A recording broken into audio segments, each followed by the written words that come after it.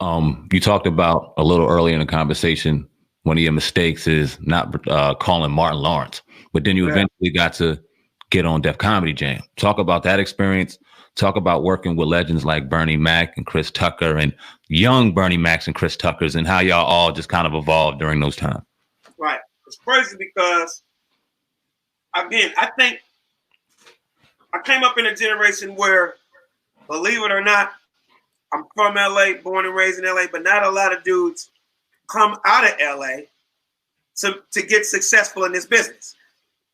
Literally, dudes still to this day, 90%, 95% of all my peers that did TV and movies with me and stand up with me are all from other places, right?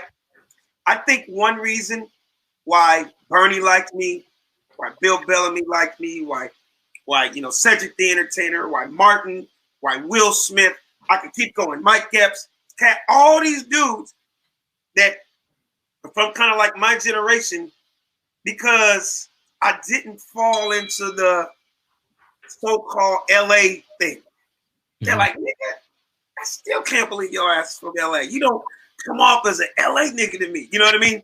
So it was never me trying to be something that I'm not. I wasn't trying to be gangster because that's not me. I wasn't trying to be a pimp and act like, I just got 1,000 bitches, because that wasn't me. I had hundreds of bitches. I just didn't have thousands of bitches. You know? I was what you call a junior pimp. You know what I mean? And they would see that. And they, these niggas would catch me out places and be like, this nigga right here, he ain't even to a certain level.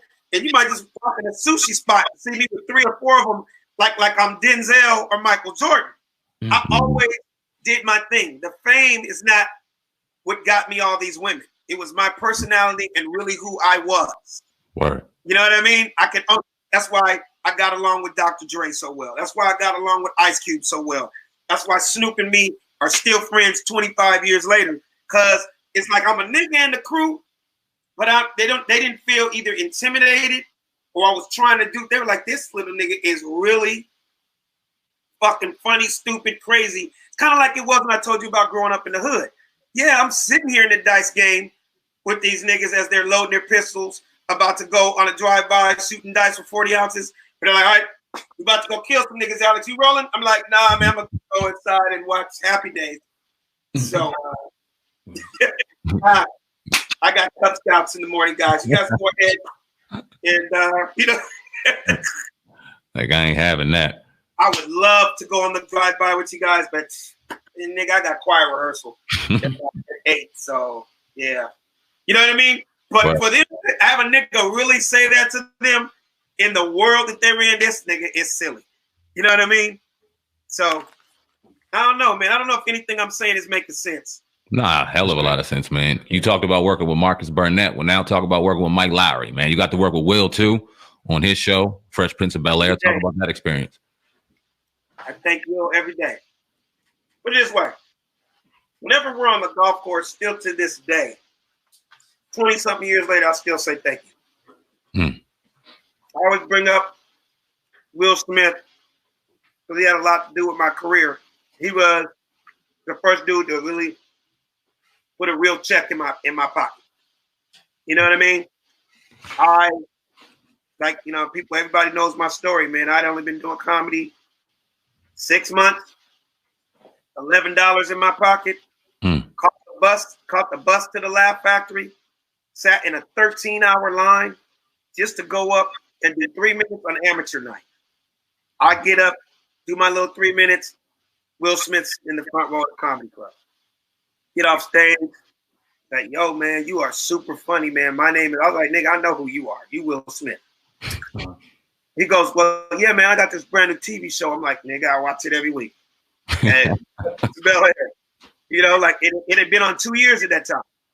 He goes, let me ask you something. He said, you were really funny, man. He goes, do you write? I was like, nigga, you got a pen? He's like, you think you can come down and help us with some funny stuff like what I saw on stage tonight? I was like, hold on, let me check my schedule. Yes, nigga, I'm available. Word. He goes, when do you think you could come down? I'm like, now? Can I get a ride with you? I caught the bus of this bitch. I was there the next day, dude. 4 years, 4 seasons. Became great friends with the family, and I was embraced. At first, it was kind of tough because I was the only nigga on the Fresh Prince of Bel-Air for 4 years that was not from Philly. All his boys, everybody he grew up with, people that he's been around for years, he employed everybody. And he just shows up, a nigga from LA just show up on the set out of nowhere. Who is this nigga? You know what I mean? Right. Proved myself. And the rest was history, man. I had people dying laughing every day and worked on the show. And that's how I became close to James Avery. Rest in peace, Uncle Phil. Yeah. Let me ask you this. I'm sorry to cut you off, but year 2, that's when you came in. Now, was that after Janet Hubert had exited? Did you have to work with her at all with the Fresh Prince? I came in with the light-skinned Aunt Viv. Gotcha. Okay. Like literally, if I can remember correctly, like 2 weeks before the dark-skinned Aunt Viv wasn't there. You know what I mean? Right. So I was there all the years of Daphne Maxwell Reid. Got you. Yep. Powerful. Another show that you dealt with and worked with was Jamie Foxx show. Hell yeah. That was when we came up watching. It came like every Thursday, like 8:30 back in the day. We watched it. Oh, you remember it? Oh yeah. What? We used to watch it every week. I was sitting there smoking with my girl last night watching the wedding episode. And you think that was tight? I was watching that shit last night. Classic, bro. Yeah. Dude, I was going to work having fun every day, man. You didn't think. Same thing with the Fresh Prince, man. I was just going to work having fun every day. I didn't know that a whole generation, a whole culture younger than us was going to call that a classic show one day. You know what I mean? Jamie Foxx show, we're just going to work being funny every day and getting a check to have fun doing what you love. You didn't realize the impact. You know, like every blue moon, I will either hear somebody rap about it or somebody will come up to me in a serious moment, like not being funny, and say, Uncle Phil was my dad. Like, I can only imagine now that I'm older and I look back and I'm really into statistics. Our last year of Fresh Prince of Bel-Air was 1997. That was our last year.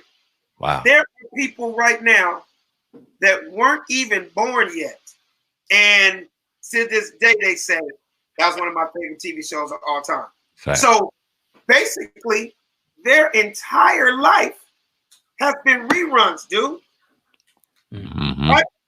So their entire life, and I've had dudes come up to me like on some real shit. They'd be like, yo, bro, I'm just telling you right now, like, my daddy wasn't there. Was no father in my house. My mom had to do it all. And niggas like Bill Cosby and James Avery, nigga, that was my only impression of what like a black dad was. I didn't realize it because I was around him every day, and I also had my dad at home.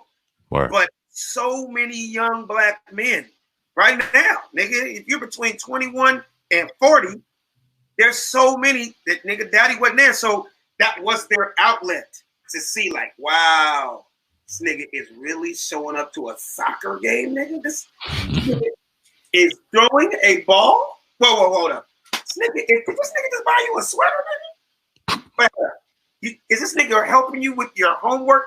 Shit that you think dads are supposed to do. There's a lot of young brothers that never had that.